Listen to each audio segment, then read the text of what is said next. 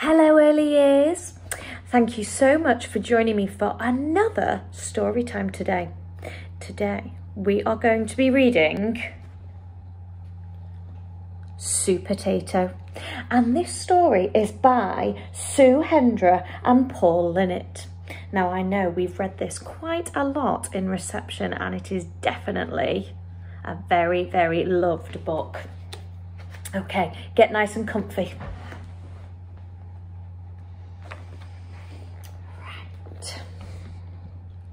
Some vegetables are frozen for a very good reason.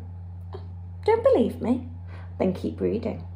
It was night time in the supermarket and all was quiet, but crash, bang, something had escaped from the freezer.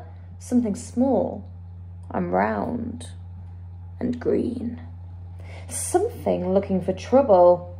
Big trouble. Cried Carrot. I'm stuck to the conveyor belt. Oh, cried Broccoli. Someone's drawn on my face. Oh, cried Cucumber. Who was doing this? And was there anyone who could help these vegetables in distress? Supertato to the rescue. He used his super speed. He used his super strength. He used a flannel and some soapy water.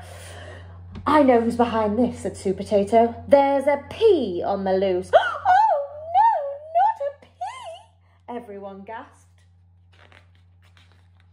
Yes, a pea, but I'm out of the freezer now and I'm never going back. And the evil pea ran off to commit more terrible crimes. Time for a dip, little veggies. That's enough, shouted Supertato. He leapt towards the pea, but the pea popped out of his hands and vanished into thin air. Supertato set out on a super search. He crept through the cakes. He checked the cheese and snuck up on the beans, but then something caught his eye. The game's up, yelled Supertato. Kapow! But the pea pounced out of reach and onto the trolley. Supertato was just about to stop him with his super strength when the trolley crashed and he was thrown down into the icy depths of the freezer. Was this the end for Supertato? Not quite. But the pea was off his trolley and lying in wait. You're finished, Supertato, he shrieked. But Supertato summoned up all his strength and ran for it. The pea nearly had him at the beans and closed in on him at the cheese. Okay. He had him cornered at the cakes. So much for Supertato, screeched the pea. More like mashed potato. Surely this was the end for Supertato. Not today, my friend, said Supertato. Gotcha! Said the pea, squelch.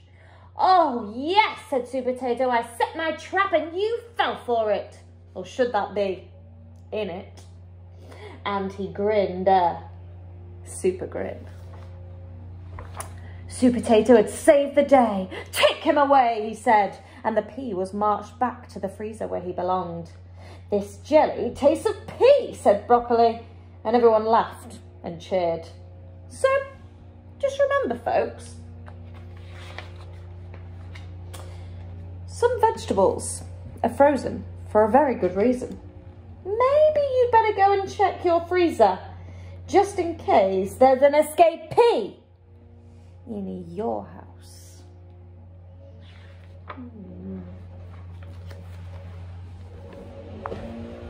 I hope that you enjoyed listening to that story. I think you can tell I certainly enjoyed reading it to you.